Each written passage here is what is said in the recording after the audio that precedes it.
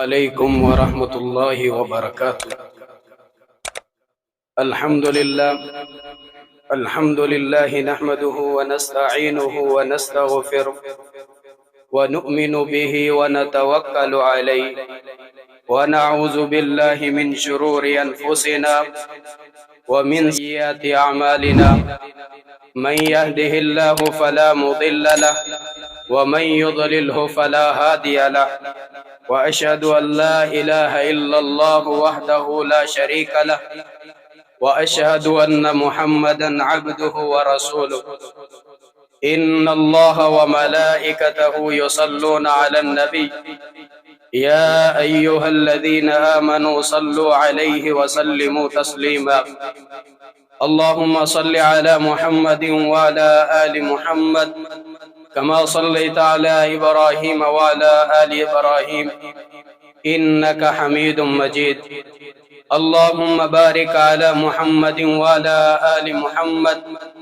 كما باركت على إبراهيم وعلى آل إبراهيم إنك حميد مجيد يا أيها الناس اعبدوا ربكم الذي خلقكم من نفس واحدة وخلق منها زوجها وبث منهما رجالا كثيرا ونساء واتقوا الله الذي تساءلون به والأرحام إن الله كان عليكم رقيبا يا أيها الذين آمنوا اتقوا الله حق تقاته ولا تموتن إلا وأنتم مسلمون يا أيها الذين آمنوا اتقوا الله وقولوا قولا سديدا يصلح لكم أعمالكم ويغفر لكم ذنوبكم ومن يطع الله ورسوله فقد فاز فوزا عظيما أما بعد فإن خير الحديث كتاب الله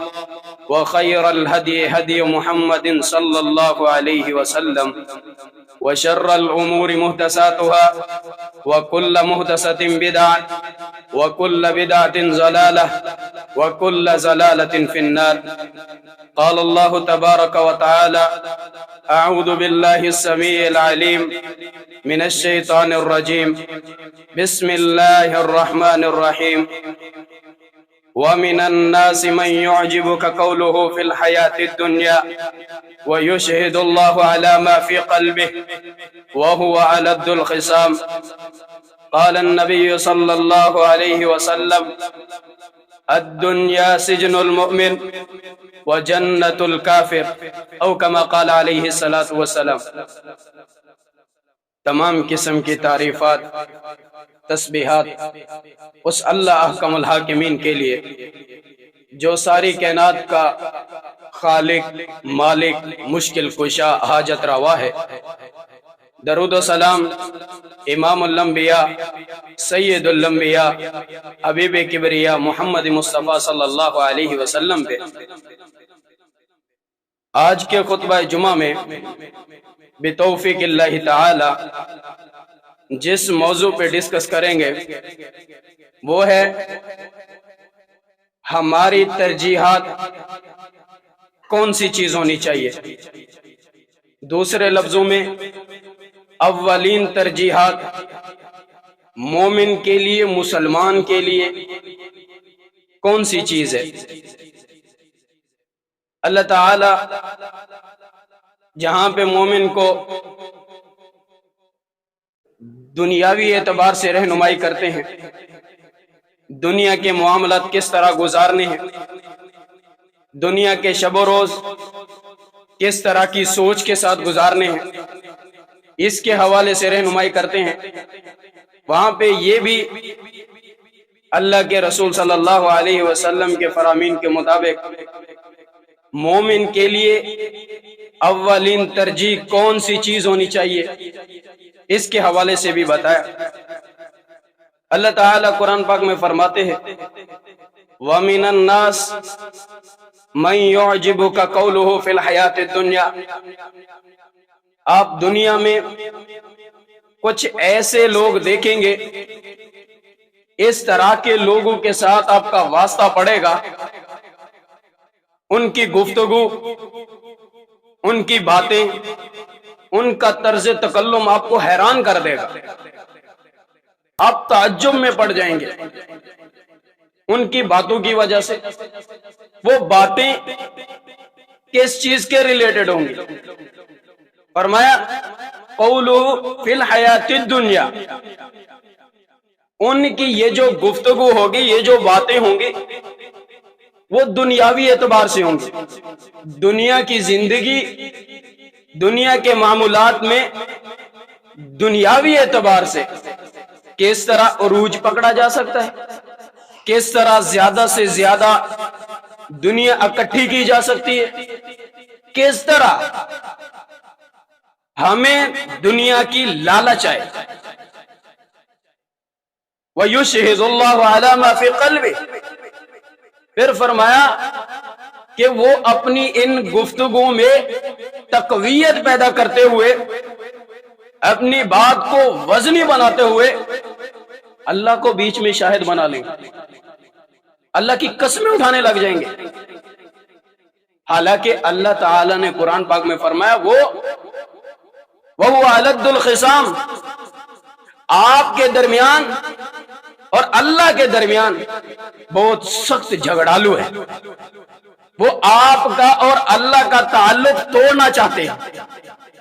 اللہ تعالیٰ نے ہمیں دنیا کی زندگی دی، ایک ٹارگٹ سامنے رکھ دی، وَاعْبُدْ رَبَّكَ حَتَّى يَأْتِيَكَ الْيَقِينُ، اپنے رب کی عبادت کر، اتنی عبادت کر، اتنی عبادت کر، حَتَّى يَأْتِيَكَ الْيَقِينُ، یہاں تک کہ تجھے موت آ جائے، تیرا اجل آ جائے۔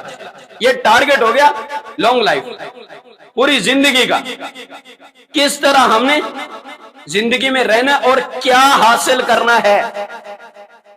پھر اس کا ایک ڈسپلن بنایا کہ وَاعْبُدْ رَبَّكَ حَتَّى يَأْتِيَكَ الْيَقِينُ، اعْبُدُ اللَّهَ كَأَنَّكَ تَرَاهُ فَإِن لَّمْ تَكُن تَرَاهُ فَإِنَّهُ يَرَاكَ۔ تو جب عبادت کرے تیری کنڈیشن کیسی ہونی چاہیے، تیری فیلنگز کیا ہونی چاہیے، تیرے تاثرات کے حالات کیا ہونے چاہیے، اس کے حوالے سے فرمایا کہ اعبد اللہ کانک تراہ، اللہ کی عبادت اس طرح کر گویا کہ تو اللہ کو دیکھ رہا ہے، اللہ کو دیکھ رہا ہے۔ آپ صلی اللہ علیہ وسلم کا فرمان ہے جب بندہ مومن سجدے میں ہوتا ہے، اس کا سر جو ہوتا ہے نا، سر اللہ تعالیٰ کے قدم مبارک میں ہوتا ہے۔ آپ صلی اللہ علیہ وسلم کا یہ فرمان ہماری تربیت کر دی، رہنمائی فرما دی۔ یعنی اب جب ہم نماز میں کھڑے، نماز کا قیام ہے، تو مائنڈ میں کیا آنا چاہیے، ذہن میں کیا آنا چاہیے، گویا کہ مجھے اللہ دیکھ رہا ہے، میں اللہ کو دیکھ رہا ہوں۔ اگر ہمارے دل میں یہ خیال پیدا نہیں ہوتا، یعنی میں اللہ کو دیکھ رہا ہوں، یہ نہیں آتا، دنیا کی لغزشیں، دنیا کی ٹینشن، دنیا کی ہرس اتنی سر پہ سوار ہے، اتنی سر پہ سوار ہے، خیالات ہی وہ نہیں بنتے ہمارے۔ اس طرح کی سوچ پہ جا کے اس سٹیج پہ پہنچنے کے بعد کیا کرنا ہے، اگر یہ خیال نہیں آتا تو پھر یہ سمجھ لو کہ اللہ تمہیں دیکھ رہا ہے۔ زبردستی اس سوچ کو اپنے اندر ایڈ کرو، یہ کرو گے تو پھر گویا کہ تم عبادت کا حق ادا کرنے کی کوشش کر رہے ہو۔ ان الذين امنوا وعملوا الصالحات لهم جنات تجري من تحتها الانهار ذلك الفوز الكبير۔ پھر تم اپنے آپ کو کامیابی کی منزل کی طرف، کامیابی والے راستے کی طرف گامزن کیا ہوا ہے۔ آپ صلی اللہ علیہ وسلم نے فرمایا کہ الدنیا سجن المؤمن، دنیا کی زندگی مومن کے لیے قید خانہ ہے۔ اب یہاں پہ ہمیں اس چیز کی طرف رہنمائی کی گئی ہے کہ ہماری ترجیح جو ہے وہ دنیا نہیں ہونی چاہیے، ہمارا مقصد حیات دنیا نہیں ہونے چاہیے۔ اللہ نے فرمایا نحن نرزقکم، ہم نے تمہیں رزق دیا، رزق کا تمہارا ذمہ ہمارے اوپر ہے۔ اگر تم رزق کی ٹینشن لے کے بیٹھ جاؤ، رزق کی فکر کرنی شروع کر دو، تو جو کام میں نے تمہارے ذمہ نہیں لگایا اس میں ہاتھ ڈالو گے تو پھر تمہارے اوپر ٹینشن آنے ہی ہے۔ ٹینشن پہ ٹینشن تمہارا دماغ کھپائیں گے نا، کیونکہ ہمیں وہ مقصد ہی نہیں دیا گیا۔ اب اس سے کیا پتہ چلتا ہے؟ ان اللہ لا یظلم الناس علی شیء ولکن الناس انفسهم یظلمون۔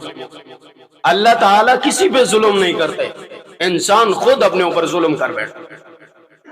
اس کو جو ٹریک بتایا گیا تھا وہ اس کے اوپر نہیں ہے، جو راستے کا تقاضا کیا گیا تھا وہ اس سے منحرف ہے۔ جب اس طرح کی زندگی گزاریں گے تو پھر اللہ کا جو خط وَوَلَدُ الْخِصَامِ، ہم بھی اسی کیٹیگری میں آ جائیں۔ اب اس سے دور حاضر کے مطابق ہمیں بعض ایسے لوگ ملتے ہیں جو ہمیں ایڈوائز دیتے ہیں، تجویزیں دیتے ہیں، مشورے دیتے ہیں کہ ہمیں اپنے بچوں کو سکول کی یہ تعلیم دینی چاہیے، یہاں تک پڑھانا چاہیے۔ ٹھیک ہے، اچھی بات ہے، پڑھاؤ۔ سکول کی تعلیم کو، دنیاوی تعلیم کو حاصل کرنا فن کی حد تک تو بہتر ہے۔ یہ فنون آپ کو میسر ہے، ٹھیک ہے۔ اگر تم کو یہ تعلیم حاصل کرنے کے بعد میرا بیٹا انجینئر بنے گا، انجینئر بننے کے بعد وہ 5 وقت کا نمازی بن جائے گا، غلط فہمی ہے، آسانی نہیں ہے۔ آج کل جس طرح ہمارے سکولز میں، کالجز میں، یونیورسٹیز میں جس طرح کا ہم ماحول دیکھ رہے ہیں، جس طرح کی سچویشن پیدا ہو رہی ہے، اللہ معاف کرے، اللہ معاف کرے، ہماری نسل کو الحاد میں مبتلا ہونے سے کوئی نہیں بچا سکتا، بے دین ہو جائیں گے، دین ہی نہیں رہے گا ان میں۔ ہمیں اپنی اولاد کو قرآن دینا چاہیے، قرآن دینے کے ساتھ ساتھ ٹھیک ہے دو دنیا کی تعلیم، اطلب العلم من المہد الی اللحد، علم حاصل کرو ماں کی گود سے لے کر قبر تک۔ اب یہ تقاضا ہے نا شریعت، یہ ترجیح بتائے گی، اور اس سے مراد کون سا علم ہے؟ وہ شریعت کا علم ہے۔ ہر باپ کو اس قابل ہونا چاہیے کہ وہ اپنی بیٹی کا نکاح خود پڑھا سکے، ہر بیٹے کو اس قابل ہونا چاہیے باپ کو غسل خود دے سکتا۔ کیا ہمارے اندر یہ قابلیت ہے؟ کیا ہم اس سٹیج پہ ہیں؟ نہیں، کیونکہ ہمارے سامنے یہ ساری چیزیں کرنے والی ہیں امام صاحب کی اور خطیب صاحب کی۔ ہم نے ترجیح جو ہمیں جس چیز کو دینی چاہیے تھی ہم نے اسے نہیں دی۔ ہمیں اپنی زندگی کے بارے میں جائزہ لینا چاہیے، ہم کس چیز کو زیادہ ترجیح دیتے ہیں، ہماری نظر میں کس چیز کی زیادہ ویلیو ہے۔ آپ صلی اللہ علیہ وسلم نے فرمایا جو لوگ ہمیں اس طرح کا مشورہ دیتے ہیں کہ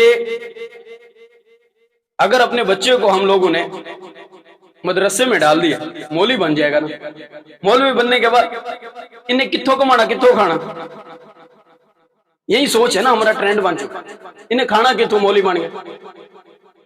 اللہ کے بندو، اپنی اولاد کو علم کے لیے پڑھا، طلب العلم فریضۃ علی کل مسلم، اس کلیے کے تحت اپنی نسل کو اس کرائٹیریا میں لے کے آؤ کہ علم حاصل کرنا ہر مسلمان مرد عورت پر فرض ہے۔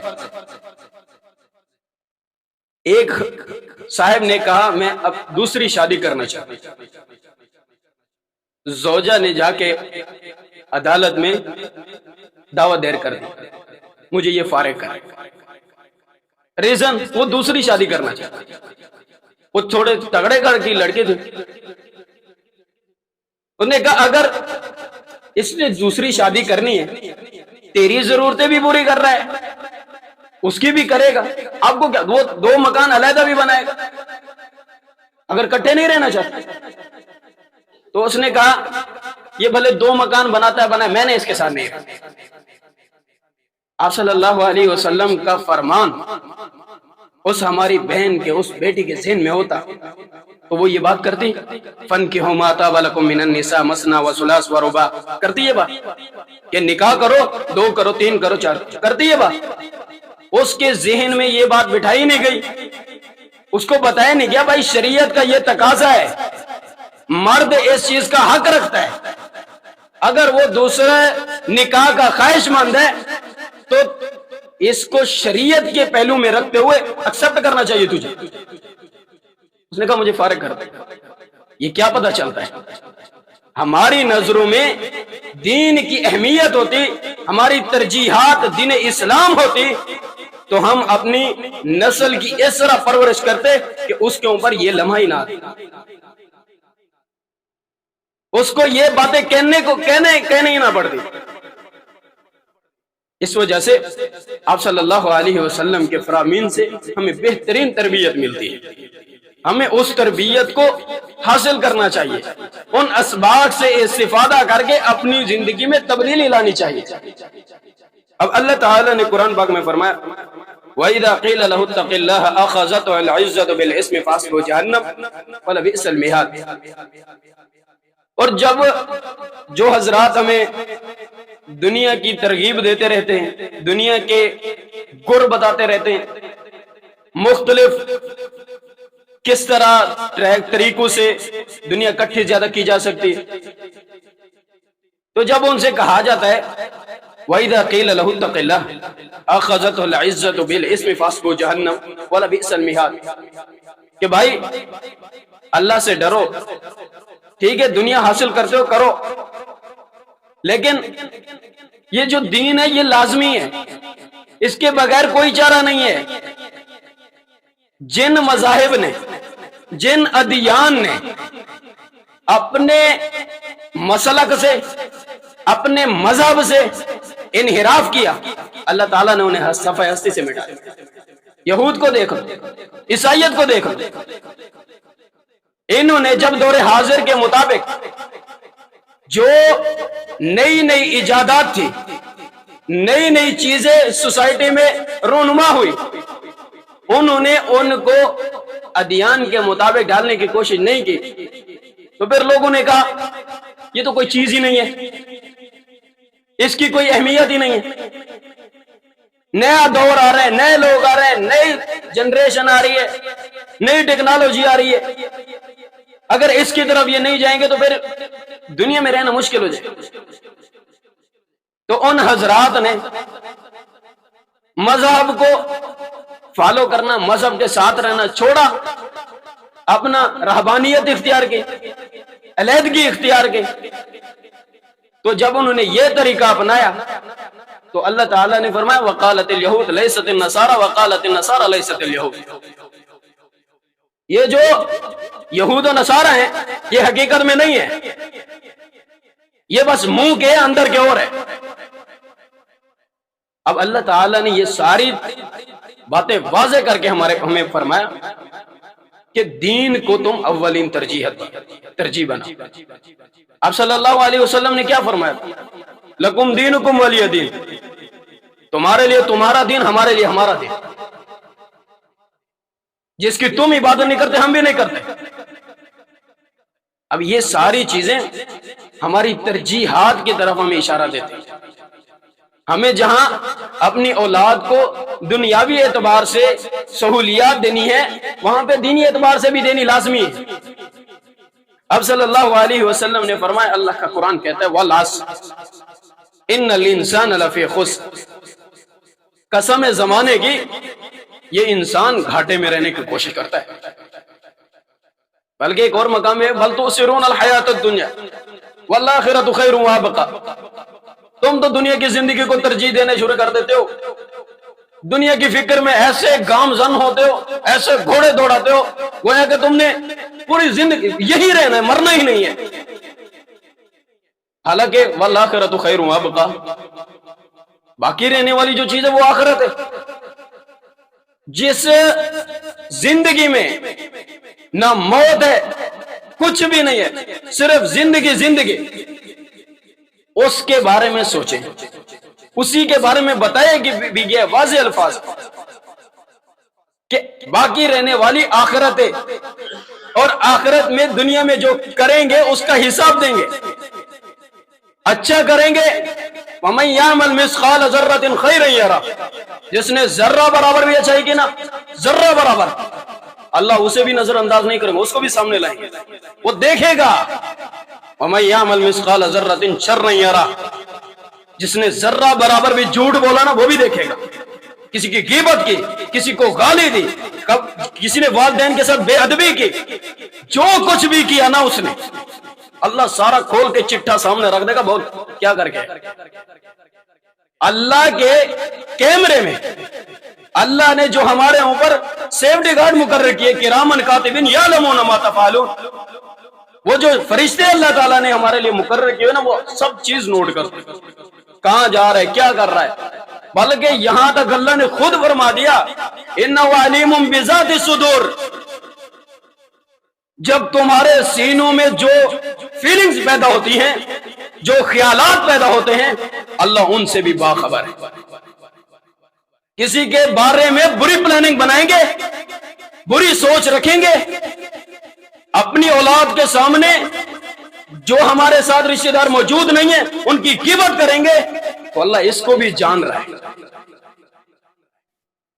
آپ صلی اللہ علیہ وسلم کے فرامین ہمیں اللہ کی طرف راغب کرتے ہیں، ہمیں اللہ کا مطیع بناتے ہیں۔ ہمیں بزرگوں کو دیکھنا چاہیے، ہمارے کتنے بزرگ ہیں، ان کی خواہش ہوتی ہے میں مسجد میں جاؤں، میں مسجد میں رہوں، میں نماز پڑھوں۔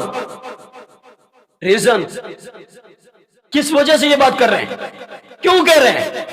انہیں پتا ہے یہ چیز حقیقت ہے، یہ چیز ہے اصل، اس میں رہیں گے تو عزت ہے، اس میں رہیں گے تو کامیابی ہے۔